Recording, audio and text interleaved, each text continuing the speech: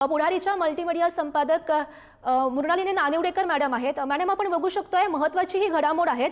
जयंत पाटील यांनी आता राष्ट्रवादीचं प्रदेशाध्यक्षपद सोडलंय। गेल्या काही महिन्यांपासून जयंत पाटील कमालीचे अस्वस्थ होते। या पदावरून मला मुक्त करा असं ते खासगीतही म्हणत होते पवार साहेबांना भेटून। त्यांनी जाहीर मेळाव्यात पुण्यात वर्धापन दिनाला ते घोषितही केलं होतं। प्रश्न असा होता की त्यांच्या जागी निवडणार कोणाला। पवारांच्या घराण्यातल्याच कोणाला तरी संधी द्यावी तर रोहित पवार हा तरुण नेता समोर येत होता। पवारांना सगळंच काही आपल्या घरात साठवलेलं आवडणार होतं का नव्हतं या मुद्द्यावर रोहित पवार यांचं नाव बाद झालं होतं। मग पुढे नाव आलं होतं ते जितेंद्र आव्हाड या अत्यंत आक्रमक नेत्याचं। पण त्यांचा आक्रमक स्वभाव सर्वांना बरोबर घेऊन चालणारा असेल का? आणि मुख्य म्हणजे पश्चिम महाराष्ट्रात राष्ट्रवादीला जिथे वाढायचंय तिथे ठाण्यातल्या आव्हाडांचा उपयोग काय असा एक प्रश्नही पुढे आला होता। त्यामुळे शशिकांत शिंदे या लढाऊ अध्यक्षाची निवड केली गेली। ते मराठा समाजातले आहेत, सातारा परिसरातले आहेत। साताऱ्यामध्ये राष्ट्रवादी काँग्रेस शरद पवारांना मानणारा मोठा वर्ग आहे। त्यामुळे शिंदे आता या पक्षाची धुरा पुढे वाहतील असं वाटत असेल। खरं तर शिंदे यांना इतक्यातच पराभवही स्वीकारावा लागलेला आहे। त्यामुळे ते कशा पद्धतीने हा पक्ष पुढे नेतील, मान्यता त्यांना मिळेल का? अजितदादांकडे सगळे लोक गेले असताना ते काय करणार असा एक मुद्दा पुढे येईल। पण राष्ट्रवादीतलं जयंत पाटील हे पर्व संपलेलं आहे। जयंत पाटील हे अत्यंत सभ्यपणे राजकारण मांडत असत, विरोधकांना चिमटे घेत, पण पक्षाला आक्रमक चेहरा ते देऊ शकत नाही असा आरोप थेट काल परवा राजकारणात आलेल्या रोहित पवारांनी देखील आडून केला होता।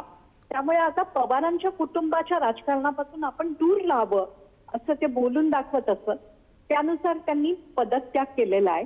शशिकांत शिंदे या बुडणाऱ्या नौकेला किंवा संकटात आलेल्या नौकेला कसे सावरू शकतात, स्थानिक स्वराज्य संस्थांच्या निवडणुकात काही चेहरा देऊ शकतात का, ते आता पाहावं लागेल। हो मॅडम, एक महत्त्वाचा मुद्दा, गेल्या खरं तर अनेक दिवसांपासून जयंत पाटील नाराज आहेत, ते काहीतरी वेगळा निर्णय घेतील अशी चर्चा सुरू आहे। तसं काही होऊ शकतं का? तसं काय आपल्याला बघायला मिळू शकेल का? तर सर्वात पहिल्यांदा आपल्याला लक्षात घेतलं पाहिजे की अजितदादा पवारांनी जेव्हा वेळोवेळी राजीनामे दिले तेव्हा जयंत पाटील यांना वाटायचं की हे कुटुंबात काय चालू आहे आणि कुटुंबात जे काय चालू आहे त्याचे पक्षावर का परिणाम होत आहे।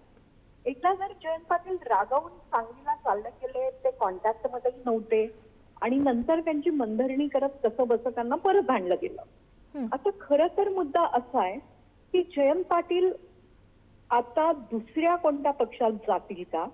ते भारतीय जनता पक्षाच्या वाटेवर असल्याची चर्चा देखील बरेच दिवस झाली। दुसरीकडे ते म्हणतात की माझा जो धर्मनिरपेक्ष विचार आहे तो लक्षात घेता मी भारतीय जनता पक्षात जाणार नाही। पण गेल्या काही दिवसात विधान भवनाच्या पायऱ्यांवर बोलताना त्यांनी आता निवृत्तीचे दिवस जवळ आलेले आहेत असं बोलायला सुरुवात केलेली आहे।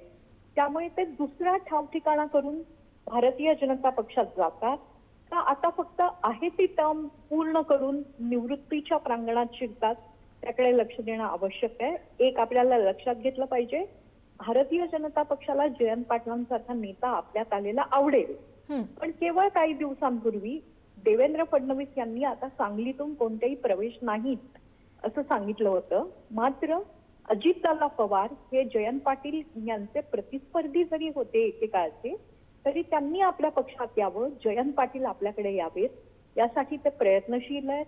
त्यांनी सभागृहातही विधान केलेलं होतं की जयंतराव तुमच्यासाठी जागा रिकामी आहे। अजूनही एक मंत्रीपद भरलं गेलेलं नाही। त्यामुळे जयंत पाटलांची पुढची वाटचाल कशी असते त्याकडे आपण नक्कीच नानिवडेकर मॅडम, खरं तर जयंत पाटील पुढची भूमिका नेमकी काय घेतात हे बघणं खरं तर महत्त्वाचं असेल।